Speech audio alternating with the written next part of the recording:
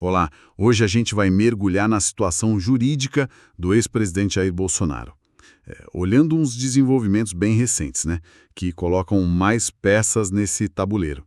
O ponto de partida é uma notícia sobre um parecer da PGR, a Procuradoria-Geral da República. Parece que eles recomendaram um reforço na vigilância policial perto da casa dele. Exato. A gente tem aqui detalhes sobre esse parecer e outras coisas ligadas a isso. E a ideia aqui é entender não só o que a PGR disse, mas assim como isso tudo se encaixa na lei, né? E o que pode acontecer daqui para frente. Sem dúvida. É um cenário bem complexo, né? Várias investigações, processos acontecendo ao mesmo tempo. E esse parecer da PGR sobre a vigilância é mais um elemento que entra aí e chega num momento bem delicado se a gente pensar nos outros eventos jurídicos que estão vindo por aí para ele. Então vamos começar por aí mesmo. A notícia principal. A PGR mandou um parecer para o ministro Alexandre de Moraes, lá do STF, Isso. concordando que precisa reforçar o policiamento perto da casa do Bolsonaro em Brasília. Isso foi agora, na segunda-feira, dia 25. Mas de onde saiu essa ideia primeiro? Olha, a origem é interessante. Não veio direto do STF ou da PGR, não. Quem pediu primeiro foi um deputado federal, o Lindbergh Farias, do PT do Rio. Ah, foi um deputado? Foi. Ele fez um pedido formal para o diretor-geral da Polícia Federal, o Andrei Rodrigues. O argumento dele era basicamente garantir que a lei penal fosse cumprida, né? Aí esse pedido chegou no ministro Moraes, que é o relator dos casos envolvendo o ex-presidente, e ele pediu a opinião da PGR sobre o assunto. Entendi o caminho. E o que exatamente a PGR recomendou para a PF nesse parecer? Como foi essa concordância com o reforço? Bom, o parecer sugere que a PGR recomende formalmente à PF que destaque equipes de prontidão em tempo integral. Tempo integral. Sim, para que façam o monitoramento em tempo real das medidas cautelares que foram impostas ao Bolsonaro. Ou seja, não é só mais polícia na rua, é uma vigilância constante para ver se ele está cumprindo as regras. Nossa, monitoramento em tempo real. Isso parece bem intenso mesmo. Mas teve alguma ressalva? Alguma condição para isso? Teve sim, e essa parte é crucial no parecer. A PGR disse que esse monitoramento tem que ser feito com cuidado Cuidado como? para não invadir o espaço da casa dele, a esfera domiciliar, sabe? E também para não atrapalhar a vida dos vizinhos. É aí que está a tensão, né? Tensão. Entre o quê e o quê? Entre a necessidade de fazer valer as decisões da justiça, aplicar a lei, que foi o ponto do deputado, e a PGR meio que concordou, e do outro lado, proteger os direitos de todo mundo, né? Mesmo de quem está sendo investigado, direito à privacidade, à casa. Claro. Definir onde termina o monitoramento necessário e onde começa a vigilância exagerada, intrusiva. Isso é sempre complicado na prática e na lei. A PGR tentou sinalizar esse equilíbrio, mas, assim, a PF teria que ter muito cuidado na hora de fazer isso. Faz sentido essa preocupação com não ser invasivo. E como você falou, isso não está isolado, né? Tem um contexto maior, um evento na justiça logo aí. Exatamente. Esse parecer saiu poucos dias antes de um julgamento importante. Está marcado para a próxima terça, dia 2 de setembro, o julgamento do Bolsonaro e mais 7 aliados pela primeira turma do STF. Primeira turma.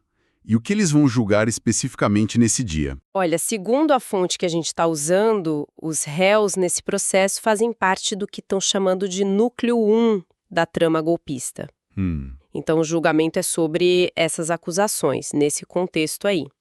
A primeira turma é um dos grupos de ministros do STF que julga esse tipo de ação penal. Colocar isso na pauta agora é um passo importante no processo e a proximidade, né, o parecer sobre vigilância e logo depois esse julgamento chama atenção, sim. Com certeza a sequência é notável. Parecer sobre mais vigilância bem na véspera de um julgamento sobre acusações tão sérias.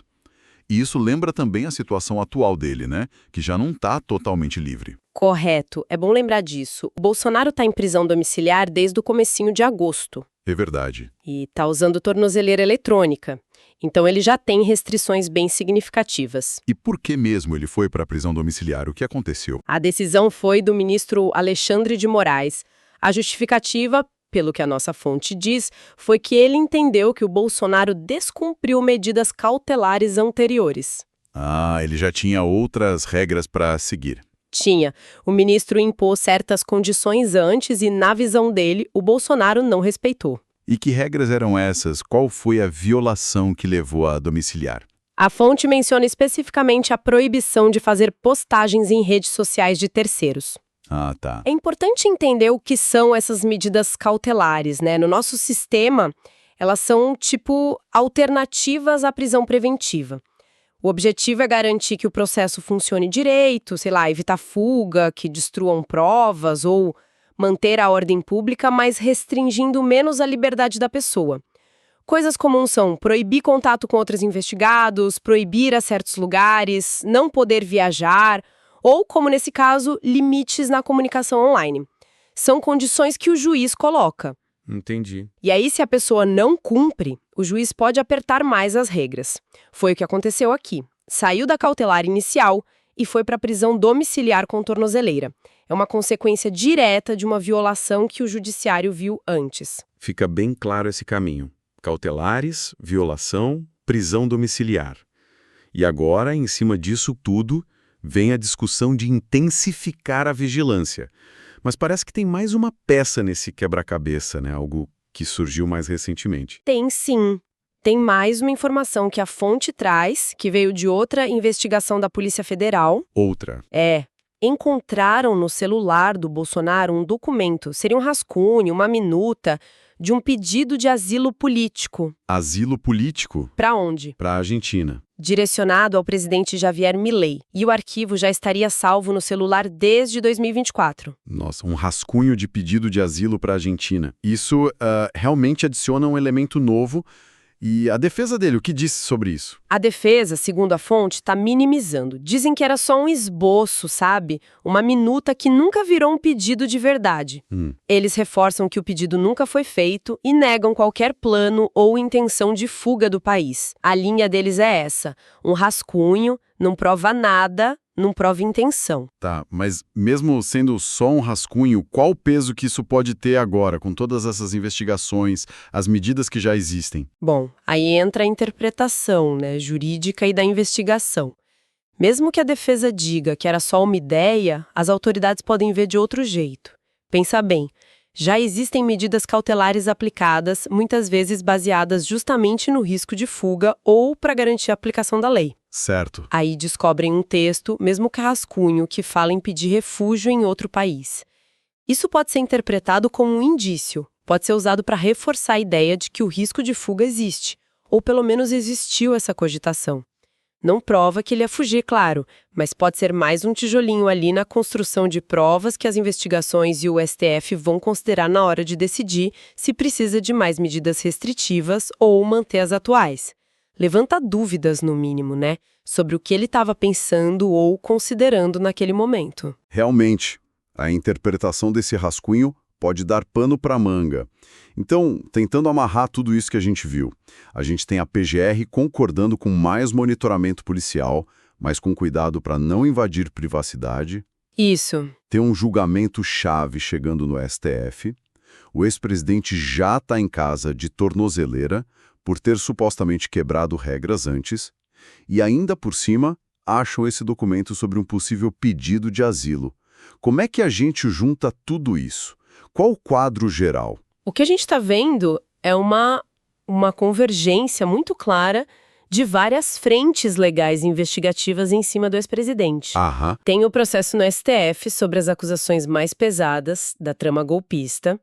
Tem essa questão contínua de cumprir as cautelares, que já deu na prisão domiciliar e agora puxa essa discussão de mais vigilância. E tem outras investigações correndo, como essa que achou o documento do asilo, que podem acabar influenciando as avaliações de risco e as decisões dos juízes.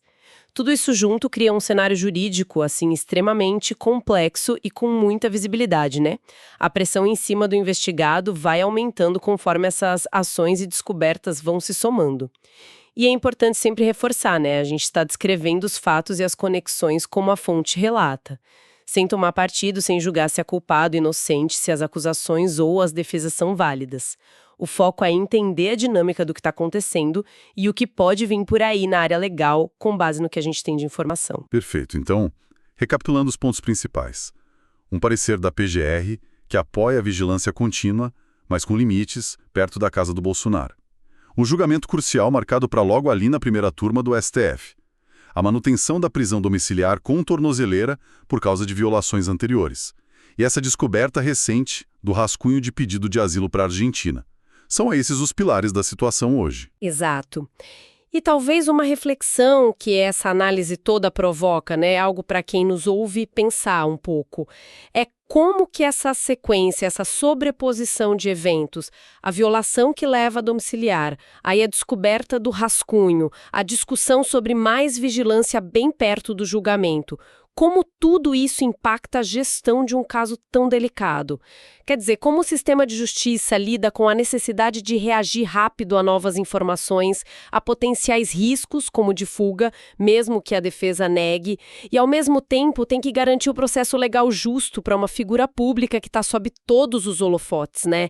Midiático, político, e mais ainda, como a sequência desses fatos, um puxando o outro, pode mudar a percepção de risco dos próprios juízes e, por consequência, a intensidade das medidas que eles decidem impor.